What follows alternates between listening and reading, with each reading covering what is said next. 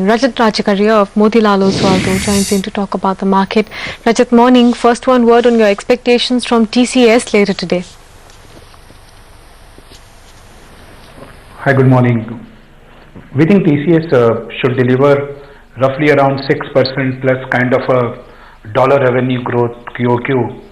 In terms of their guidance or their outlook on the sector, it has been amongst the more positive ones over the last few quarters.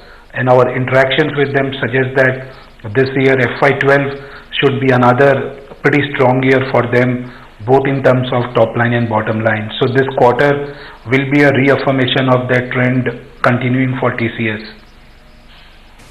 Morning, Rajat. How has earnings season begun for you? And do you think by the end of this season you will need to adjust your or lower your Sensex EPS estimates further? Well, the earnings season right now mainly had three big companies: Infosys, HDFC Limited, and IndusInd Bank. So HDFC and IndusInd Bank were almost there what we were estimating. Infosys, this is the second quarter where the markets have not probably liked the earnings as much or the guidance as much, and we have seen the reaction on the stock on both the quarters. For the rest of the period, this quarter I think we will see more resilience to our estimates compared to the last quarter, because when we made our preview for the March quarter, we were somehow thinking that the downgrades were still not factoring into the bottom up numbers, and we saw almost a 4% downgrade at the aggregate level.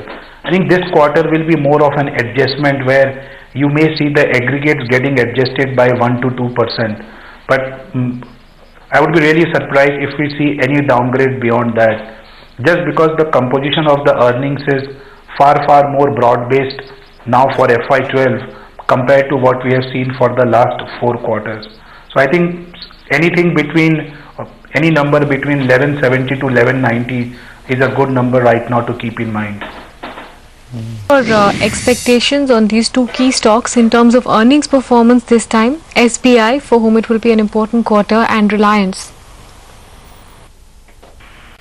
Well, for SBI, I think this will be another quarter where we are going to see a big drop in the profits on a YOY basis. We are as of now modeling in over 40% decline in the earnings. This is mainly because this quarter again they will have to do provisioning on some of the changed guidelines that came from RBI last quarter, and also they have at least 2 more quarters to go before they reach 70% coverage ratio. On the core operating numbers, I think margins will definitely improve. They have taken almost 100 basis point kind of an hike in their lending rates over the last 4 months. So operating performance would definitely be better than the March quarter. On the provisioning front, that will continue to drag down the net profit. We hope that this is the last quarter where all these adjustments take place, and from next quarter onwards the profit run rate will be more stable.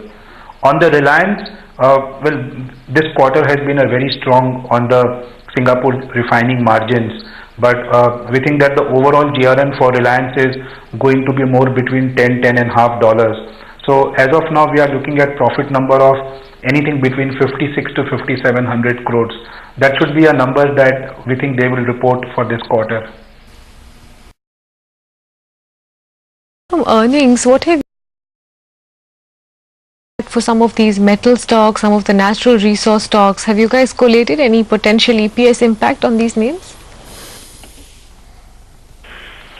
Well, yes, the impact on the mining companies vary from segment to segment. For some companies, the impact is high single-digit impact on the profits. Some of the companies likes of Tata Steel, JSPL, etc., will need more clarity, but the impact for them would be single digits. While for some of the companies like Coal India, Sesa Goa, who are pure miners, for them the impact is going to be far more severe. This is something which has been now doing round for almost last 3 to 4 quarters. Even through the fine print which has come in now gives indication that the impact is slightly more severe on the pure miners, which is what is going to lead to a more downgrade into the estimates of these companies. I think except for Coal India, most of the other stocks have been able to manage this impact slightly better. In case of Coal India, you see it's being one of the best performing stocks over the last few months. That just coincided with this bad news, which led to a fall into the stock price.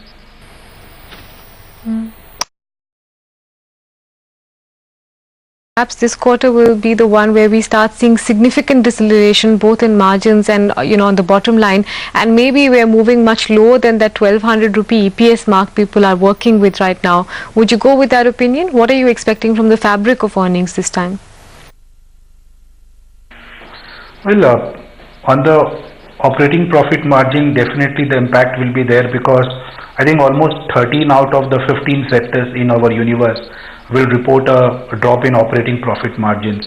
On the net profit margin, the impact is far more severe because of the interest rate.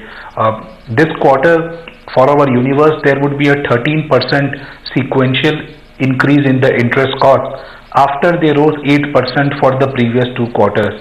So we are almost talking about close to 35 to 40% increase in interest cost this quarter prior to 3 quarters.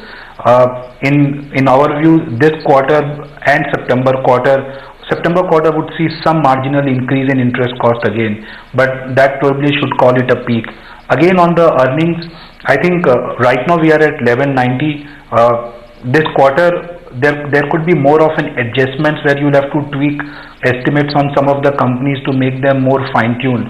But I would think that a number closer to 1170-75 is a very good number to keep in mind right now. Just because that for every downgrade that we have seen in an Infosys right now, or in some other name, we would see an ITC or an HDFC or an ICICI holding out very well, and all of them have almost equal contributions as far as the earnings are concerned.